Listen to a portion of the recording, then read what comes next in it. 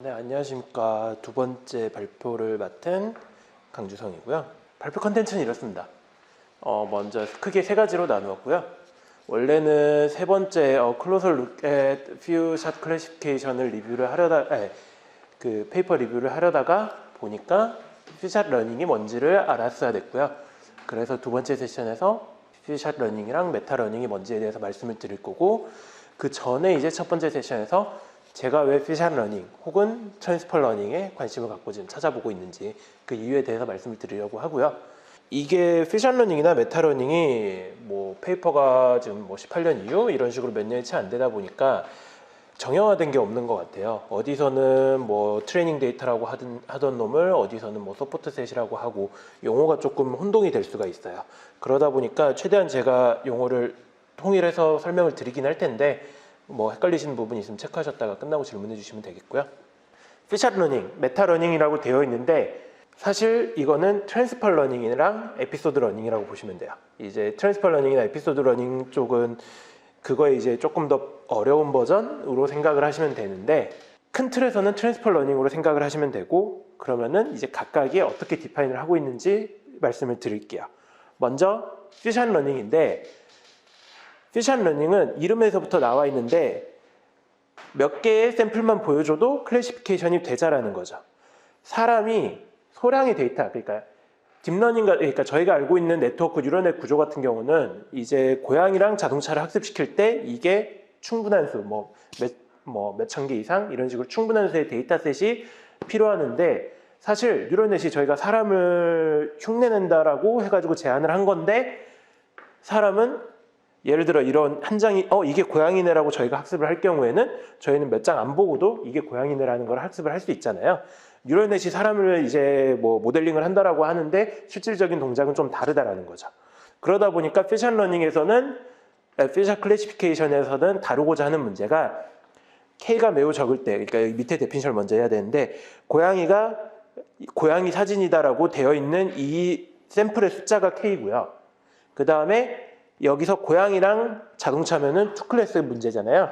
그 몇 개의 클래스를 구별할지가 이제 N인 거예요. 그래서 N-Way K-Shot Classification Problem이라는 문제를 모델링을 하는데, 실제 이제 Few-Shot Classification은 요 K 라벨링된 데이터가 매우 적을 때 이것만 가지고도 어떻게 빠르게 클래시피케이션 하나의 예시고요. 여기서는 이제 오늘은 클래시피케이션을 이야기를 하겠지만 K가 매우 적을 때 네트워크를 결국은 어떻게 빠르게 학습을 시킬 거냐 라는 걸로 이해를 하시면 돼요. 네, 그래서 이제 Few-Shot Learning이 이런 관점을 가지고 있다라고 말씀을 드렸고요. 두 번째는 메타 러닝이에요. Few-Shot Learning하고 매우 비슷하지만 조금은 다른 관점을 가지고 있어요. 위에서부터 메타 러닝이 집중하고 있는 거는 이 부분인데, 모델로 하여금 새로운 태스크를 얼마나 빨리 학습을 할 수 있는가, 여기서 Few-Shot이 빠졌죠. 그러니까 자전거 타는 방법을 수천 장, 수만 장 학습시켜도 되니까 모델에 잘 학습시켜 놓은 모델이 있고, 얘를 알고 있는 모델을 이용을 해서 오토바이 타는 법은 몇 장만 보여줘도 빠르게 학습을 하자는 거죠. 여기서 포인트는 빠르게 학습을 하는 방법이거든요.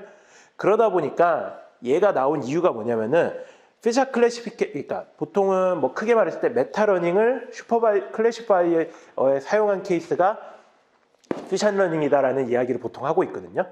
Few-Shot Learning이 이제 사실 요 몇 장만 가지고도 학습을 시켜서 잘 되면은 가장 베스트인데 그게 어려우니까 Few-Shot Learning을 구현을 하기 위해서 메타 러닝에서 이야기를 하는 에피소딕 메소드가 사용된 거예요.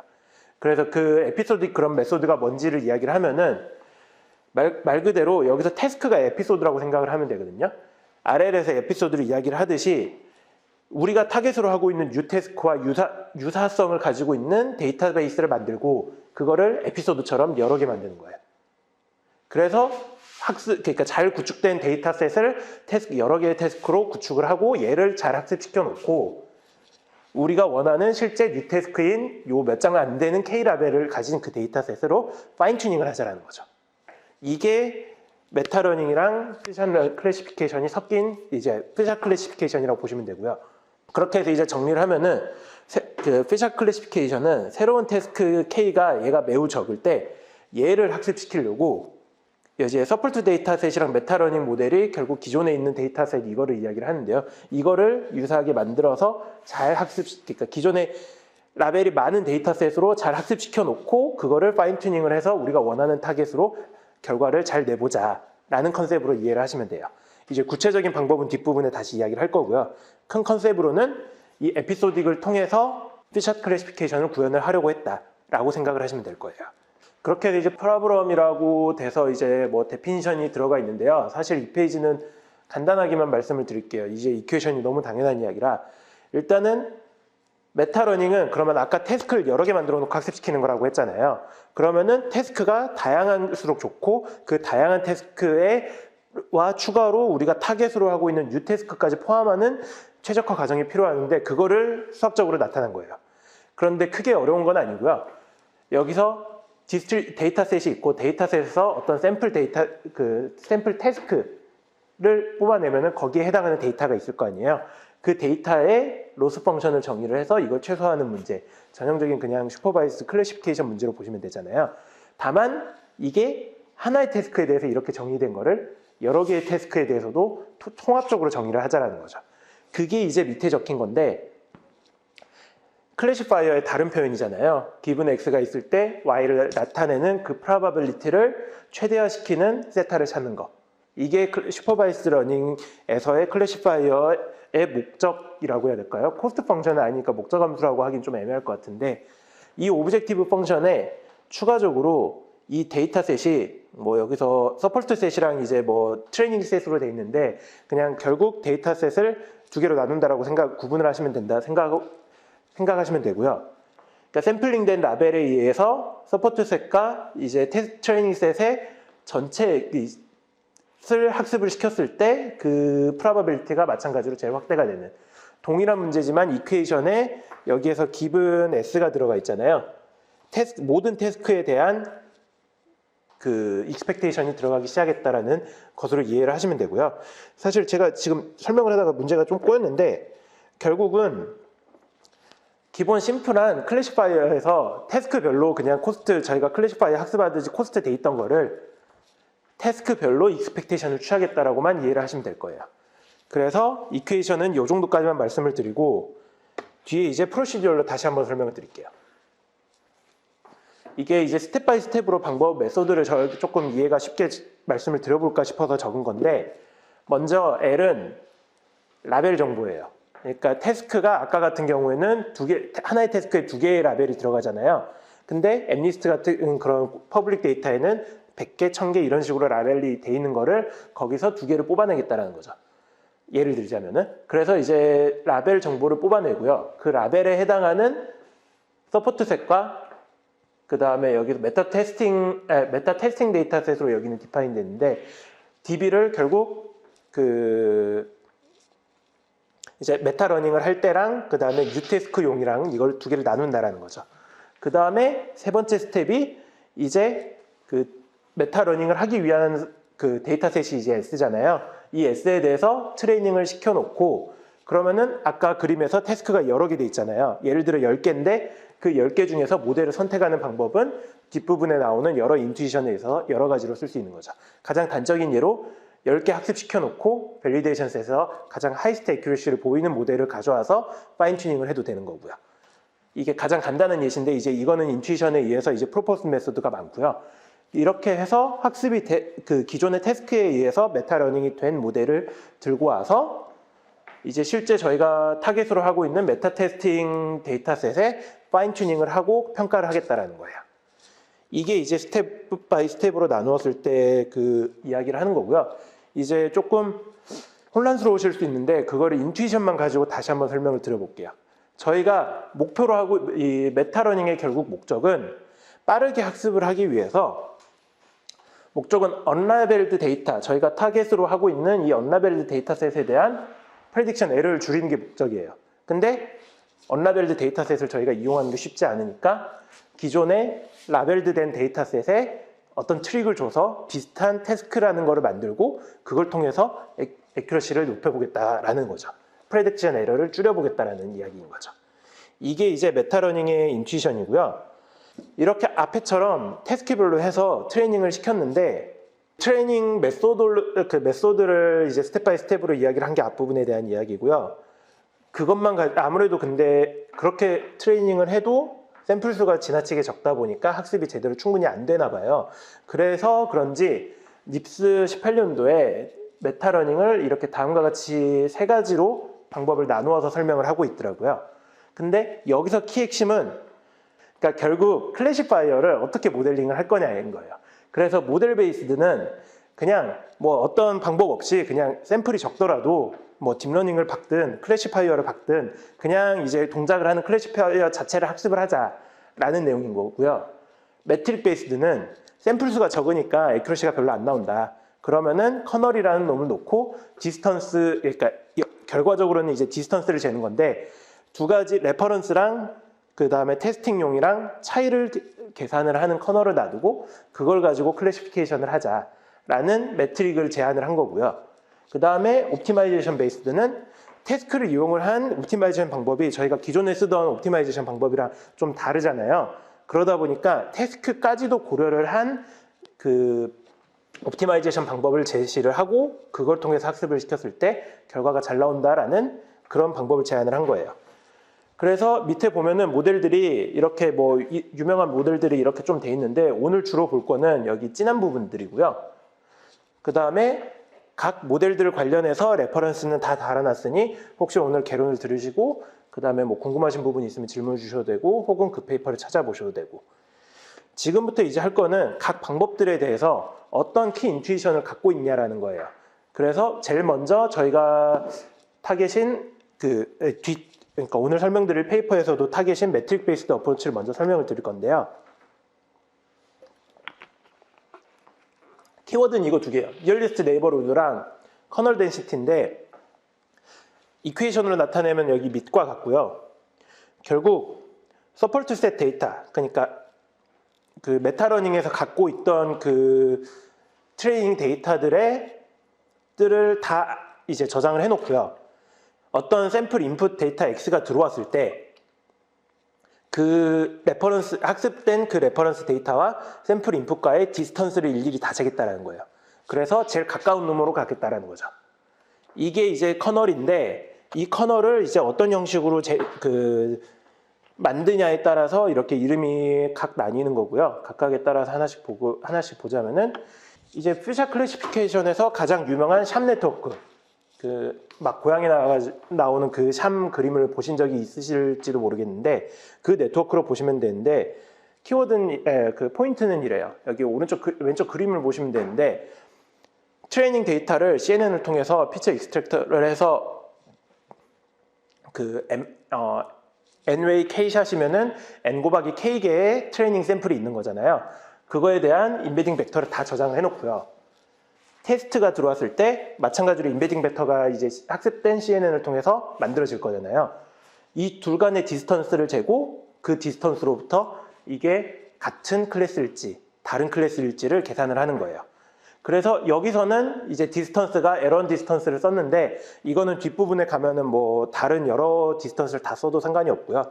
포인트는 CNN을 그 퓨샷에서 피처 익스트랙터로 학습을 시키고 인베딩 벡터를 갖고 있는 상황에서 학습된 데이터랑 이제 언라벨드 된 데이터랑 그 디스턴스를 잼으로써 이게 같은 클래스냐 아니냐를 체크했다라는 거. 이게 샴 네트워크의 이제 인투이션이고요. 그 다음에 두 번째는 이제 매칭 네트워크라고 하는데 학습을 시킬 때 G세타랑 F세타는 같은 스트럭처를 줘도 되고요. 또는 다른 스트럭처를 줘도 되고요. 근데 포인트는 학습시킨 인베딩 벡터랑 마찬가지로 테스트인 인베딩 벡터랑 그 둘 간의 차이를 여기서는 디스턴스를 코사인 디스턴스를 준 거예요. 이제 코사인 디스턴스가 이렇게 정의가 되는데 결국 두 벡터 간의 내적으로 그 계산을 하는 거거든요. 이렇게 디스턴스를 잴 때 코사인 디스턴스를 재고 추가로 이제 이거를 클래스별로 체크를 함으로써 이게 여기서는 여기서는 빨간색이죠. 이 개종에 속할 확률이다. 확률이 제일 높다라고 판단을 하는 거죠. 그래서 여기는 샴 네트워크랑 다른 게 디스턴스를 좀 다른 놈을 쟀다라는 부분이랑 그 다음에 릴레이셔널 네트워크 앞부분은 그냥 디스턴스를 재고 단순히 디스턴스가 가깝고 멀고에 따라서 클래시피케이션을 했잖아요. 그러지 말고 이제 저희 진짜 클래시피케이션 하려면은 사실 저희가 뉴럴넷이 좋은 이유가 기존의 방법이랑 다르게 넌리니어리티로 이제 클래시파이 할 경우에 결과가 좋다라는 내용이니까 학습시켜서 나온 레퍼런스 인베딩 벡터를 두고 테스트 벡터를 뒤에 패딩을 붙이고요. 그거를 새로운 클래시파이어, 진짜 클래시파이어를 놓자라는 거죠. CNN 기반에. 그래서 이제 새로 CNN으로 기반이 되어 있는 G세타가 지금 학습이 되는 거고요. 뭐 학습 방법이나 이런 거는 다 동일하고 마찬가지로 나온 결과가 이제 특정 종에 속할 확률인 일반적인 클래시피케이션 결과라고 보시면 돼요.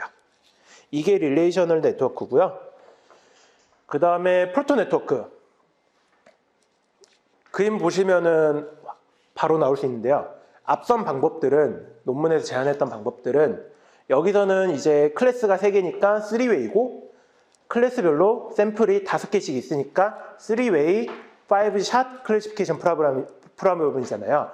기존의 방법은 3개 클래스에 샘플 5개씩 총 15개에서 있는 샘플을 다 일일이 벡터가 들어왔을 때 비교를 했었어요. 15번을 했다는 거죠. 그러지 말고 하나의 클래스는 하나의 레퍼런스 벡터를 그냥 단순히 민을 취하든 해서 레퍼런스 벡터 C1, C2, C3를 두고 그거랑 비교를 해서 하자. 그 클래시피케이션 가까운 놈으로 찾자. 라는 게 이제 프로토타입 네트워크의 키 인투이션으로 보시면 돼요. 이렇게 해서 매트릭 베이스드는 일단 설명을 드렸고요. 그래서 정리를 하자면은 학습을 시켜놓고 나온 인베딩 벡터를 기준으로 이게 가깝냐 뭐냐로 클래시피케이션을 구현을 했다라는 거. 옵티마이제이션 베이스드 메소드는 실제 이런 적은 수의 그러니까 적은 수의 샘플을 가지고 기존의 그러니까 기존의 학습 방법을 옵티마이제이션 방법을 했을 경우에 충분히 수렴이 되지 않던 거를 이런 적은 수의 환경에 대해서도 이제 잘 동작을 하는 옵티마이제이션 방법을 제안을 한 거예요. 그래서 일반적인 클래시파이어에서 이제 세타가 저희가 이야기를 하는 파라미터가 될 텐데 그 세타를 컨트롤 할 수 있는 옵티마이제이션 펑션을 제공을 하자라는 거죠. 뭐 마찬가지로 밑에 방법들 중에 크게 위에 2가지를 말씀을 드리자면요. 이제 업데이트 룰이 이렇게 되고 그 다음에 MAML 이제 퍼스트 오더가 이렇게 된다라는 건데 사실 왼쪽보다는 여기 알고리즘 테이블을 보시면 되는데요. 보시면은 그 앞선 방법은 태스크별로 하나의 클래시파이어를 학습을 하고 그거에 대한 결과들을 체크를 하면서 뭐 가장 간단한 예시로는 밸리데이션 셋을 했을 때 가장 하이스트 애큐러시에 대한 모델만 따로 빼낸다 이런 이야기였잖아요. 그러지 말고 태스크 간의 관계를 이용을 하자라는 거예요.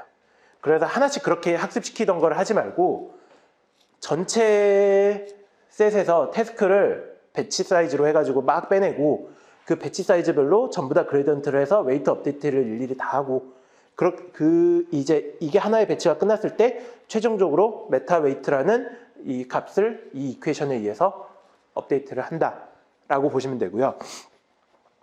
이제 이 메타 업데이트 룰에 있어서 뭐 퍼스트 오더냐 세컨드 오더냐인데 이 부분은 이제 나중에 궁금하시면 페이퍼를 찾아보시는 게 더 나을 것 같다는 생각이고요. 인투이션은 하나씩 태스크만 해가지고 일일이 모델을 만들던 거를 태스크 간의 관계를 랜덤하게 샘플링하고 그거에 그 전체 그러니까 메타 웨이트를 업데이트를 하자라는 게 인투이션이고 저거의 간략화된 버전이 이놈이에요. 이제 레피타일이라는 놈인데 마찬가지로 알고리즘 테이블을 보면은 아까 말씀드린 게 간략하게 돼 있다라고 보시면 돼요. 전체 태스크에서 랜덤하게 샘플을 하고요. 샘플된 태스크에 대해서 일일이 그레디언트 디센트를 하고요. 그 다음에 그레디언트 디센트 된 거를 전부 다 합해서 한꺼번에 업데이트를 하고요. 아까 사실 앞번에서는 여기서 폼은 나가기 전에 웨이트 업데이트 단계가 한 번 더 있어서 수식이 좀 복잡해졌는데 사실 그렇게 하지 않고 그냥 저희가 일반적으로 태스크를 그냥 통틀어서 웨이트를 업데이트를 해도 성능이 충분히 좋더라라는 이야기를 하고 있습니다. 그 다음에 위에 이제 LSTM 베이스드 러너가 이제 태스크도 결국은 태스크 1에서 10까지 가는 타임 시퀀셜이고 그 관계를 LSTM으로 이제 표현을 하면은 성능이 좋다라는 이야기인데 이 부분은 모르겠지만 오늘 발표에는 크게 중요하지는 않을 것 같으니 간단하게 하고 넘어가도록 하겠고요. 이제 모델 베이스드 어프로치는 앞서 방법은 이제 옵티마이제이션 방법을 제안을 한 건데 여기서는 애초에 그냥 K샷이 샘플 수가 적어도 잘 동작을 하는 모델을 제안을 하자라는 거예요. 뉴럴넷 기반 모델을. 그래서 이제 뭐 여러 가지 뭐 모델이랑 구조랑 놓고 학습을 시키는데, 키포인트는 결국 저희가 데이터셋에서 샘플이 많아야 되는 이유는 그 샘플들을 다양하고 넓고 그 다음에 또 많기 때문에 깊게도 판단할 수 있는 그 그레디언트를 구하자 이건데, 여기서는 그 데이터셋의 수 자체가 적은 거잖아요. 그러다 보니까 모든 구조가 익스터널 메모리를 두고 각 샘플에 대한 매저를 하고, 이게 어떤 특정 매저가 이게 중요한 샘플이다라고 생각이 될 경우에 그 값들을 메모리에 저장을 시켜놔요. 그래서 여기서는 키포인트가 익스터널 메모리를 들고 와서 적은 수의 샘플이 있는 학습 방법을 보완을 했다라는 게 그냥 핵심으로 보고 넘어가시면 될 것 같아요. 그 다음에 매트릭 베이스드 어프로치가 갑자기 또 나오는데, 사실 오늘 발표에는 크게 중요하진 않아요. 근데 그래프 네트워크 때문에 한번 넣어봤어요. 이제 GCN이 클래시파이어든 뭐든 요즘 뉴럴넷에서 피처 익스트랙션 능력을 잘 익스트랙트 한다라고 많이들 알려져 있잖아요. 그러다 보니까 기존에 있는 방법에서 마찬가지로 인베딩 된 레퍼런스 벡터들을 그래프로 나타내고 학습을 시켰을 경우에 퓨처러닝에서 더 결과가 좋더라라는 내용을 담고 있는 페이퍼들이고요. 그래서 이제 그 GCN 쪽 관련해서 궁금하시면은 여기 14, 15번을 좀 찾아보시면 될 것 같아요. 자, 이렇게 해서 개론 퓨처 클래시피케이션에 대해서 말씀을 드렸고요. 퓨처 클래시피케이션이 뭐냐, 그리고 그 유명한 구조들이 있고 그 구조들이 갖고 있는 인투이션이 뭐냐라는 거를 두 번째에서 말씀을 드리고 싶었는데, 세 번째 이 페이퍼에서는 사실 앞에서는 퓨처러닝이 이렇게 하면은 그 퓨샷일 때 그 성능이 좋다라는 이야기랑 다르게 퓨처러닝 말고 트랜스퍼 러닝으로 할 때 더 성능이 좋다라는 좀 상반된 이야기를 담고 있어요. 그러다 보니 논문에서 자체적으로 이야기를 하는 그 상반된 내용에는 집중하지 마시고요. 그냥 이런 컨셉으로 퓨샷 러닝을 했을 때, 퓨샷 케이스의 뭐 성능이 이런 식으로 매저가 되는구나, 그 부분만 이해를 하시면 될 것 같습니다. 그래서 논문 내용에 대해서 이제 말씀을 드리자면은 컨트리뷰션은 다음과 같다고 그래요. 지금까지 퓨샷 러닝이 막 열심히 제안이 되고 뭐 하고 했는데 다 따로 놀았다라는 거죠. 앞서 자세하게 설명을 드린 몇 가지 그런 유명한 구조들이 이 페이퍼에서 나름 이 환경에서 했는데 각자 다른 환경에서 테스트가 됐다라는 거죠. 그렇기 때문에 여기서는 그런 유명한 알고리즘 다 들고 와서 우리 것도 제안하는 거랑 같이 환경을 하나로 셋했고 이제 페어한 컴패리즌을 하겠다라는 거죠. 이게 첫 번째 컨트리뷰션으로 갖고 있고요. 실험 결과는 뒤에서 말씀을 드릴게요. 그 다음에 두 번째는 이제 디스턴스 베이스드 클래시파이어 베이스라인 메소드. 그러니까 얘네가 제안하는 방법인데, 제안하는 방법이 퓨처 러닝보다 더 좋은, 이 케이스에서 더 좋더라라는 이야기를 하는 부분이랑 같이, 세 번째가 사실 제가 생각하는 이 페이퍼의 핵심으로 볼 수 있을 것 같은데, 그동안 퓨처 러닝에서는 N리스트에서 N리스트로, 그러니까 아까 전체 데이터셋 D를 S랑 B로 나눴다고 했잖아요. 그러다 보니 이미지넷에서 이미지넷으로 동일한 데이터셋에서 이야기를 했는데, 여기서는 그러면 메타러닝은 이미지넷에서 하고, 그 다음에 저희가 학습시키고자 하는 뉴태스크는 이미지넷이 아닌 여기서는 큐브 데이터셋, 그러니까 새를 찾는 그 다른 데이터셋에서 이제 퓨처 러닝을 하자라는 내용을 담고 있거든요. 그렇게 학습을 시켰을 경우에 기존의 방법들이 어떤 영향을 보이는지, 요 세 번째 부분, 그거를 이제 세 번째 컨트리뷰션으로 이야기를 하고 있어요. 그래서 이제 얘네가 제안하는 방법인데, 퓨처 러닝은 잊으시고 전형적인 트랜스퍼 러닝으로 보시면 돼요. 그래서 이제 피처 익스트랙터를 이제 뉴럴넷 구조로 놔두고, 클래시파이어를 이렇게 앞서 이야기한 리니어 레이어는 이제 릴레이셔널 네트워크, 뉴럴 네트워크 레이어를 하나 두고 그거에 의한 웨이트 학습을 통해서 클래시파이어로 구현을 하는 거랑, 코사인 디스턴스도 앞서 이제 매칭넷에서 디스턴스를 코사인으로 잴 때 좀 더 이제 성능이 좋더라라는 부분, 이런 간단한 클래시파이어 구조와 함께 여기서 트레이닝 스테이지를 그냥 트랜스퍼 러닝으로 봐서요, 기존 데이터베이스에 있는 그 전체 이용을 할 데이터베이스를 태스크별로 나누지 말고 전부 다 학습을 시키자라는 거죠. 그래서 학습시켜 놓고 된 피처 익스트랙터를 픽스시켜 놓은 다음에 우리가 원하는 뉴 태스크에 이제 파인 튜닝을 하자라는 거죠. 앞서 말씀드린 부분에서 에피소드 러닝이 빠진 거예요. 그렇게 해서 학습을 시키는데 이제 클래시파이어를 베이스라인, 그러니까 레이어 하나 두는 걸로 두느냐 또는 코사인 디스턴스로 하느냐, 이 두 가지 차이로 이제 네이밍만 베이스라인하고 베이스라인 플러스 플러스라고 한 거고요. 이제 이거는 비교를 위한 것들. 매칭넷, 프로토넷, 릴레이션넷, 그 다음에 MAML 다 앞에서 설명을 드렸던 거예요, 사실. 그래서 이제 사실 몇 가지만 진하게 말씀드리는 이유가 여기에 있는데요. 메타러닝 스테이지에서 태스크별로 나누고 학습시킨 다음에 그 클래시파이어 부분을 이제 매칭넷은 코사인 디스턴스였던 부분, 이제 프로토넷은 아까 그 리진이 있으면은 5개 하지 말고 레퍼런스 하나만 두자라는 부분. 그 다음에 릴레이션넷은 그 이제 릴레이션 모듈을 이제 뉴럴넷을 들고 와서 클래시파이어로 구현을 하자라는 부분. 그 다음 MAML은 학습시켜 놓고 이제 옵티마이제이션에 의해서 다른 이제 파인 튜닝이 들어가는 이 네 가지를 이제 비교 방법으로 사용하고 있어요. 이렇게 해서 이제 결과를 보였는데요. 이제 두 가지 먼저 데이터셋에 대해서 말씀을 드릴게요. 미니 이미지넷은 이미지넷으로 보시면 돼요. 이미지넷에서 퓨샷 클래시피케이션을 위해서 16년도에 이제 이런 식으로 클래스랑 이제 샘플 개수랑 이런 거를 확 줄여서 제안을 한 데이터셋이 있는데 그냥 이미지넷이라고 보면 되고요. 큐브 데이터셋은 여기 보면은 지금 보이실지 모르겠는데 새거든요. 새의 종류를 맞추겠다라는 거예요.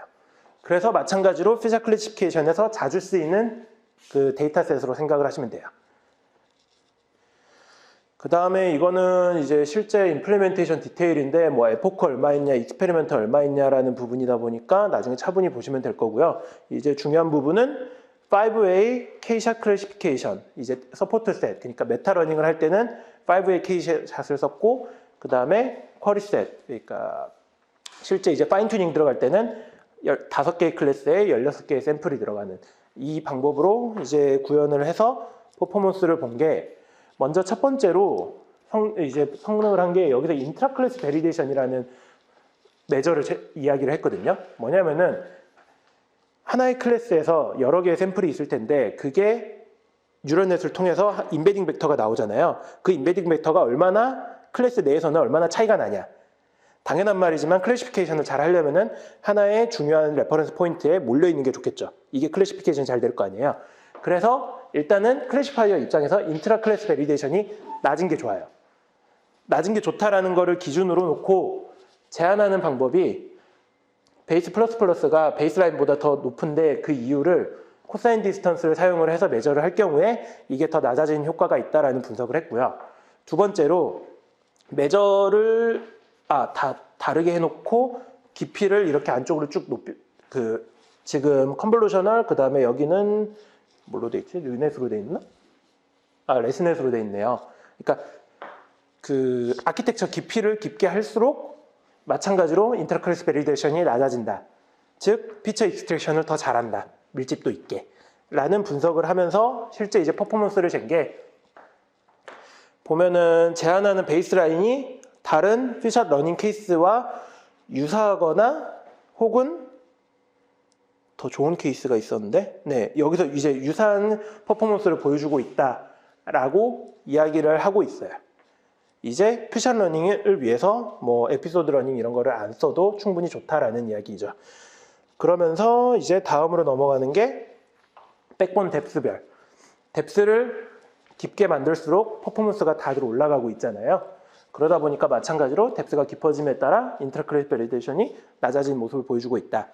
그 다음에 나온 결과가 사실 저는 여기에 가장 큰 의미를 두고 싶은데 도메인 트랜스퍼를 할 때 이런 식으로 뭐 여기서는 이제 미니 이미지넷을 썼다가 큐브로 바꾼 거거든요. 근데 생각을 해보면은 이미지넷은 저희 이런 일상 사물이다 보니까 인터클래스, 그러니까 클래스 간의 디퍼런스가 좀 큰 데이터셋이고요. 큐브는 새의 종이잖아요. 뭐 참새가 있을 수도 있고 독수리가 있을 수도 있고, 근데 이미지넷보다는 클래스 간의 베리데이션이 크지가 않단 말이에요. 이런 특성을 지닌 데이터셋을 바꿔가면서 애큐러시를 봤을 때 기존의 퓨샷 러닝은 이게 차이가 크면 클수록 애큐러시가 그거를 제대로 따라오지 못하는 모습을 보여주는 반면에 제안하는 방법은 이런 경우에도 더 잘 동작을 하더라 라면서 마지막 결과를 제시를 하고 있어요. 그래서 이제 논문에 대한 정리를 하자면은 클래시피케이션에서 인트라 클래스 베리데이션이 낮은 게 당연히 좋은데 이거를 퓨전 러닝에서는 뭐 디스턴스로 제한을 할 수가 있고 깊이로 조절을 할 수가 있고 이런 실험을 분석을 했고요. 그 다음에 트레이닝 테스팅 과정에서 도메인 디퍼런스가 변함에 따라서 분석을 한 케이스가 이 페이퍼가 처음이다라는 거로 페이퍼에 대한 결론을 내리고요. 그래서 마지막은 이제 레퍼런스인데 앞에 레퍼런스랑 연결을 해놨으니까 궁금하신 부분, 더 세세하게 알고 싶은 부분이 있으면은 레퍼런스를 찾아보시고요. 어떻게 하다 보니까 좀 꼬였는데 이제 뭐 마지막에 뭐 그냥 트랜스퍼 러닝이 퓨전 러닝보다 더 좋다 여기에 집중하지 마시고 그냥 퓨전 러닝이 이런 스텝으로 이런 관점으로 트레이닝 메소드라 해야 될까요? 그거를 이제 변경을 해주면서 이렇게 학습을 시키는구나. 그렇게 했을 때 유명한 구조들이 이렇게 있구나 라는 개론 정도를 오늘 습득에 가셔도 충분하지 않을까라는 생각입니다. 이렇게 해서 발표 자체에 대한 마무리는 여기까지고요. 질문 있으시면 해주시겠습니까?